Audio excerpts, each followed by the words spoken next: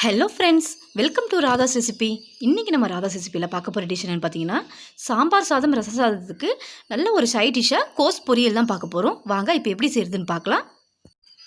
அதுக்கு முதல்ல ஒரு பாத்திரம் ஒன்று ஹீட் பண்ணியிருக்கேன். அதில் ஒரு 25 கிராம் சிறுபருப்பை 10 நிமிஷமாக ஊற வச்சு எடுத்திருக்கேன். இப்போ இந்த தண்ணியோடையே அதில் சேர்த்துடலாம். இப்போ இது ஒரு 10 நிமிஷம் போல் ஆஃப் குக் வெந்து வரட்டும். சிறுபருப்பு நல்லா ஆஃப் குக் வெந்து வந்திருக்கு. இப்போ இதில் 250 கிராம் கோஸை நல்லா பொடியை நறுக்கி எடுத்திருக்கேன். இப்போ இதில் சேர்த்துடலாம். சிறுபருப்பு அரைவேக்காடு வெந்த பிறகு இந்த கோஸு சேர்த்திங்கன்னா தான் ரெண்டும் சமமாக வெந்து வந்துடும். இப்போ இதில் கொஞ்சமாக தண்ணி சேர்த்துக்கலாம். இதுக்கு தேவையான அளவுக்கு சால்ட் ஆட் பண்ணிக்கலாம்.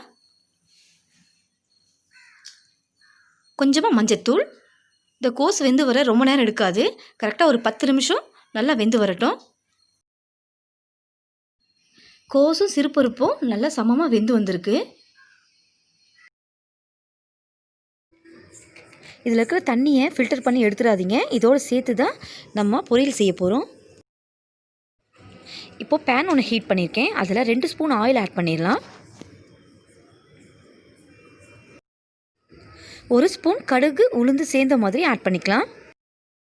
கடுகு நல்லா வெடிஞ்சு வந்ததும் அதில் 1 கொத்து கருவேப்பிலை, 1 பச்சை மிளகாய், 2 காஞ்ச மிளகாய், இது 3த்தையும் நம்ம சேர்த்துடலாம். அடுத்ததாக ஒரு பெரிய சைஸ் வெங்காயம் பொடியை நறுக்கி எடுத்துருக்கேன். இப்போ இதில் சேர்த்துடலாம். வெங்காயம் நல்லா 1 நிமிஷம் போல் நல்லா வதக்கி விட்டுறலாம். இப்போ இதில் வேக வச்ச கோஸை ஆட் பண்ணிடலாம்.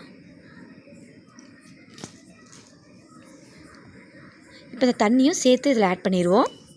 ஏன்னா இந்த தண்ணி ரொம்ப சத்துள்ளது, அதை ஃபில்டர் பண்ணிடாதீங்க. இப்போ அந்த தண்ணி நல்லா சுண்டி வரணும். அது வரைக்கும் நல்லா மிக்ஸ் பண்ணி விடுவோம். தண்ணியில் நல்லா சுண்டி வந்துருச்சு.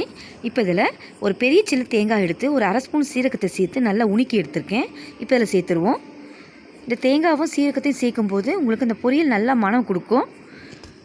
அவ்வளோதான். ஒரு 1 நிமிஷம் போல் நல்லா மிக்ஸ் பண்ணி விட்டுருங்க. அந்த தேங்காய் நல்லா இந்த கோஸோடு மிக்ஸ் ஆகணும். அவ்வளோதான் ஃப்ரெண்ட்ஸ், ரெடி ஆகிடுச்சு.